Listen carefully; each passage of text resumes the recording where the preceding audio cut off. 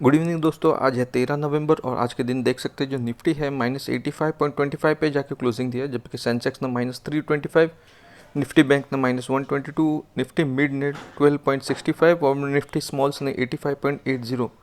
तो Nifty smalls ने आज बहुत बेहतरीन परफॉर्मेंस दिया है, तो जिसके कारण आपके पोर्टफोलियो में अगर ज़्यादातर स्मॉल कैप की कंपनीज रहेंगे तो आपका पोर्टफोलियो बेटर दिखेगा। आज थोड़ा शायद ग्रीन में भी दिखे, पर कितने लोगों का ग्रीन है ज़रूर कमेंट में ज़रूर बताइएगा।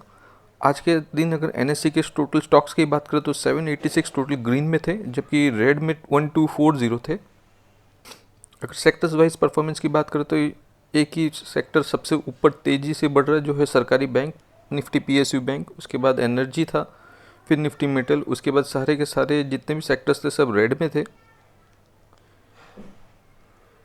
सबसे बुरा परफॉर्मेंस की अगर बात करें तो निफ्टी आईटी ने सबसे बुरा परफॉर्मेंस दिया है, -0.73 का। निफ्टी फाइनेंशियल सर्विस था, उसके बाद मीडिया था।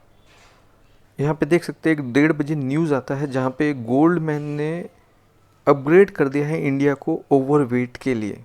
ये ओवरवेट मतलब क्या है, अगर समझ लेते हैं कि समझिए कि एफआईआई की जो बाइंग होती है उसकी बाइंग अगर 50% इंडिया समझ लीजिए और बाकी देशों में कुछ परसेंट रहेगा, 25%, 10%, तो गोल्डमैन के हिसाब से इंडिया में सिर्फ 50% नहीं, यहाँ से बढ़ के ज़्यादा 50 बोले या 70% बोल सकते हैं, 70%, 80% इतना होना चाहिए। ये जस्ट मैं एग्जांपल दे रहा हूँ, उस हिसाब से ओवरवेट का मतलब समझा रहा हूँ आपको। साथ ही साथ यहाँ पर ये भी देख सकते हैं कि उन्होंने हांगकांग को और चाइना को डाउनग्रेड कर दिया है। तो यहाँ से जो भी पैसा आपका हांगकांग से या चाइना से निकलेगा, एफआईआई का पैसा, वो सारा आएगा इंडिया में। तो जिसके कारण इंडिया में एक अच्छा ग्रोथ देखने मिल सकता है कमिंग वीक में। साथ में कुछ न्यूज़ जो आने वाली है ये हफ्ते में यूएस की तरफ से, वो उसमें से कुछ न्यूज़ देख लेते हैं। जहाँ पे एक है सीपीआई इन्फ्लेशन डेटा, जिसके हिसाब से अगर देखा जाए तो जो इन्फ्लेशन राइज होना चाहिए वो 0.1% होना चाहिए मंथली बेसिस पे। अगर कंपेयर करें सितंबर से, तो सितंबर में 0.4% से बढ़ा था। तो अभी जो इन्फ्लेशन डेटा आएगा ये इसको बीट करता है कि नहीं, या इससे कम आता है कि नहीं, वो बाद की बातें बाद में जब आएगा तभी डिस्कस कर लेंगे। जबकि कंज्यूमर का जो प्राइसिंग है, जो प्राइस इंक्रीज़ है, यहाँ पे देख सकते हैं वो 3.3% से बढ़ रहा है, जबकि 3.7 से घट गया है। तो ये एक पॉजिटिव संकेत है कि शायद तक इन्फ्लेशन डेटा उनका कम आ जाए, बट एक्सपेक्टेशन के हिसाब से आएगा कि नहीं वो बाद की बात है। ये भी देख सकते हैं जो फेड के चेयरमैन हैं जेरोम पावेल ने, उन्होंने ऐसा एक संकेत भी दिया है कि वो कॉन्फिडेंट नहीं है कि यूएस का इन्फ्लेशन कितना नीचे जाएगा। वो ये भी ट्राई करने वाले हैं कि इन्फ्लेशन को वो 2% तक नीचे लेके आए, जिसका मतलब ये है कि आगे भी चल के हमें सीपीआई इन्फ्लेशन का जो इम्पैक्ट है वो देखने मिल सकता है और इंटरेस्ट रेट को वो और बढ़ा सकते हैं। अगर कुछ रिजल्ट्स बड़े कंपनी के रिज़ल्ट डिस्कस करें तो होम डिपोट करके जो कंपनी है उसका रिज़ल्ट आने वाला है ट्यूसडे को यूएस में।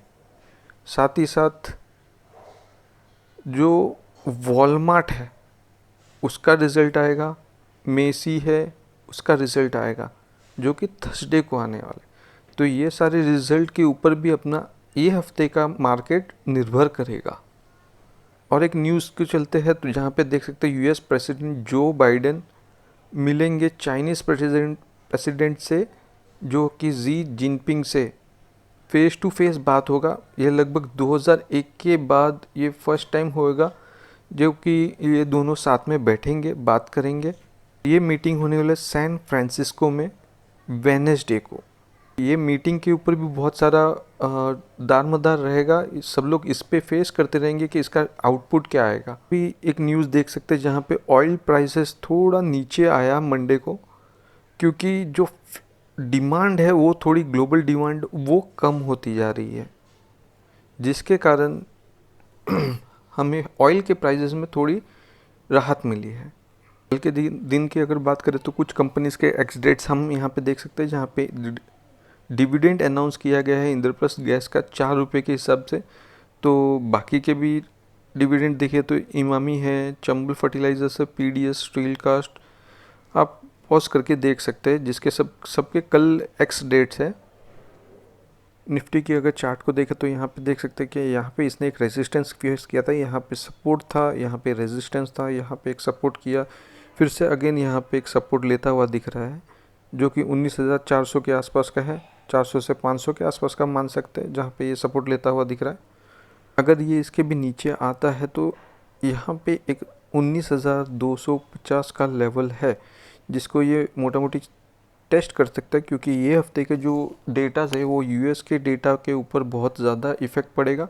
यहाँ पे देख सकते हैं लोअर हाई बनाता हुआ नीचे आ रहा है कंटिन्यूसली। यहाँ पे 3 हाई देख सकते हैं, तीनों हाई एक दूसरे से नीचे में दिखेंगे आपको, और ये लोअर बॉटम देख सकते हैं, यहाँ पे लोअर बॉटम दिख रहा है, ये ऑलरेडी 19,500 के आसपास का लेवल है, जो कि आना तो मुश्किल है।